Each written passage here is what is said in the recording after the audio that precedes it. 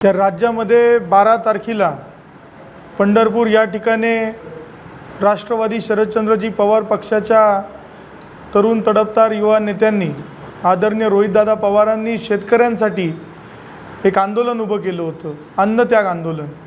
त्या आंदोलनाची मागणी जी होती की जी नुकताच आत्ता या राज्य सरकारने जी काय कर्जमाफी जाहीर केलेली आहे, तर ह्या कर्जमाफीमधल्या ज्या काय अटी शर्ती होत्या त्या अटी शर्ती काढून टाकण्यासाठीचं हे आंदोलन होतं। आपल्याला सर्वांना ठाऊक आहे की जी काही शेतकऱ्यांची परिस्थिती एक हालाकीची झालेली आहे महाराष्ट्र राज्यामध्ये।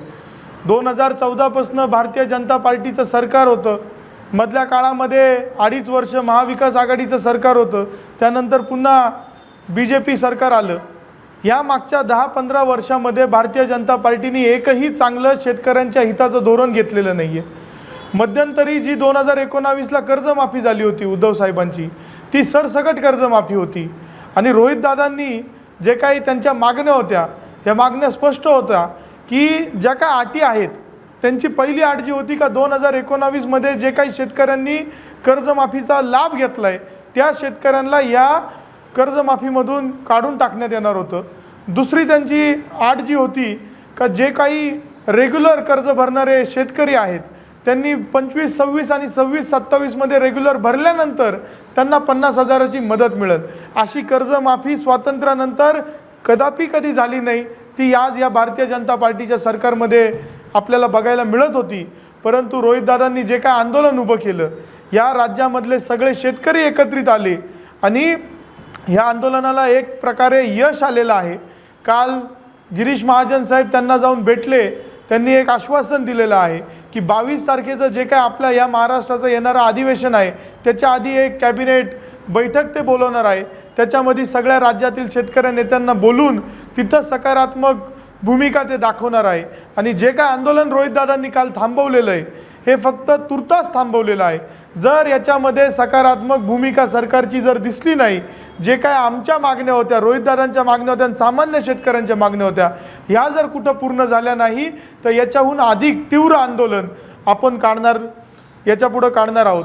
आज उत्स्फूर्त प्रतिसाद या तालुक्यामधून देखील सर्व शेतकरी एकत्रित आले होते, कारण की सगळ्यांची भावना आहे कुठंतरी या सरकारला जागा केलं पाहिजे। आज आपण बघितलं रोहितदादांच्या माध्यमातून सर्व राज्यातील शेतकरी एकत्र झाले, सगळेजण जागे होऊन एकत्रित आले।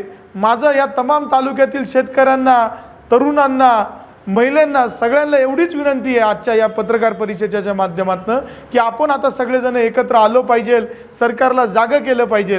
कारण की या राज्यामध्ये नुसतं शेतकऱ्यांचीच नव्हे सगळ्याच बाबतीमध्ये या सरकारचं दुर्लक्ष आहे।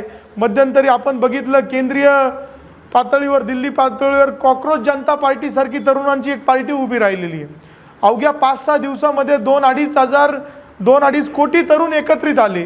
आज आपण बघतोय प्रत्येक राज्यामध्ये त्यांचं आंदोलन चाललंय। आंदोलन कशासाठी चाललंय? जे काय धर्मेंद्र प्रधान आपल्या देशाचे शिक्षण मंत्री आहेत त्यांच्या नेतृत्वाखाली जी नीट परीक्षा झाली त्याच्यामध्ये अनेक तरुणांनी जीव गमावले, सुसाईड केली, आत्महत्या केली। आज आई वडील कर्ज काढतात, शेतकरी कुटुंबातून आलेले लोक राहतात, शेतीला भाव नाही मिळत, त्यातल्या त्यात कर्जबाजारी कुठंतरी व्हायचं, मुलांना शिक्षणासाठी दिल्लीला पाठवायचं, पुण्याला पाठवायचं आणि त्यातल्या त्यात जर पेपरफुटी झाली तर त्या मुलांचं करिअर देखील खराब होतं।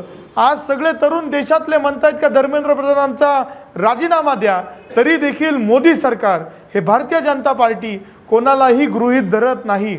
त्यामुळं आज कॉकरोच जनता पार्टी येणाऱ्या 20 तारखेला पुन्हा माझ्या मते दिल्लीला आंदोलन करणार आहे। आपल्याही तालुक्यातील ज्यांना कोणाला शक्य होईल तिथं गेलं पाहिजे। मी देखील तिथं जायचा प्रयत्न करणार आहे, कारण की आज तरुणांचा प्रश्न आहे। आज आपण जर बघितलं डिझेल पेट्रोलची दरवाढ, आता मी काहीतरी नवीन ऐकलेलं आहे, तहसीलदार महोदयांना आम्ही सांगणार आहोत की आता नवीन अटी शर्ती लावल्यात का शेतकऱ्यांनी ट्रॅक्टर घेऊन पंपावर जायचा, RC बुक दाखवायचं आणि मग त्याला पेट्रोल भेटणार, डिझेल भेटणार। अशा अटी शर्ती गोरगरीब शेतकऱ्यांना टाकू नये। 20-20 किलोमीटरवरनं लोक आपल्या तालुक्यामध्ये काय प्रत्येक ठिकाणी पेट्रोल पंप नाही आहे, लांबून लोकांना यावं लागतं। तर कुठंतरी या तालुक्यातील लोकप्रतिनिधींनी त्याच्यातही लक्ष दिले पाहिजे। या तालुक्यातील लोकप्रतिनिधी कुठंतरी आता मी वेगळ्या प्रकारचे स्टंट बघतोय ते करतायत, त्यांना एकच सांगतो की तुम्ही लवकरात लवकर जी काही MIDC कबूल केली होती ती पूर्ण करायच्या मागं लागा. हे स्टंट जर बंद केले, त्याच्यावर जर लक्ष दिलं, MIDC झाली तर हे स्टंट करायची गरज देखील तुम्हाला पडणार नाही. आपण बघतोय आत्ताच कोणीतरी विषय घेतला, डॉक्टर खासदार अमोल कोल्हे यांची जी काही सिरियल चालू होती क्रांतीज्योती सावित्रीबाई फुले आणि महात्मा ज्योतिबा फुले यांच्यावरची, या सरकारने ती देखील बंद पाडायचा प्रयत्न केला. आज अमोल कोल्हे साहेबांनी त्या दिवशी जाहीरपणे आवाहन केलं का माझ्याकडे पैसे नाही आहेत. त्या दिवशी रोहित दादा असतील, जितेंद्र आव्हाड साहेब असतील, त्यांनी एक मदतीचा हात पुढं केला. आम्ही देखील या अकोला तालुक्याच्या वतीनं जे काय आमच्याकडनं फुल नाही फुलाची पाकळी गोळा करता येईल ती येणाऱ्या काळामध्ये आम्ही ती गोळा करून अमोल कोल्हे साहेबांना देतो. हेतू एवढाच आहे की ही जी आत्ताची पिढी आहे त्यांना आपल्या पूर्वजांचं जे काही योगदान आहे ते कळालं पाहिजे. आज कुठंतरी भारतीय जनता पार्टी हे त्यांचं पूर्वजांचं जे काही योगदान आहे ते देखील कुठंतरी येणाऱ्या पिढीपासून लपवण्याचा प्रयत्न करत आहे. त्यामुळं मी तालुक्यातील तमाम जनतेला एवढंच सांगू इच्छितो, आजचं आंदोलन आपण तुर्तास स्थगित केलेलं आहे. आपल्या कालच्या रोहितदादांच्या आंदोलनाला एक प्रकारे यश आलेलं आहे.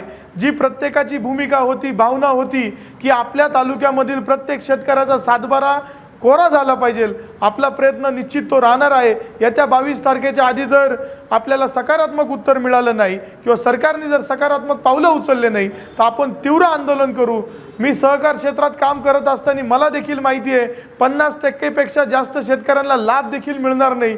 2 लाख रुपयाचा तर लाभ विसरून जा, 50,000 रुपयाचा लाभ मिळणार तो देखील 2 वर्ष चालेल अशी ही कर्जमाफी आहे.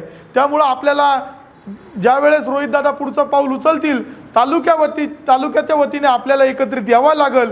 एक मोठं जन आंदोलन या तालुक्यामध्ये उभा करून या राज्याला देखील आपल्याला सरकारला देखील जागं करावं लागेल.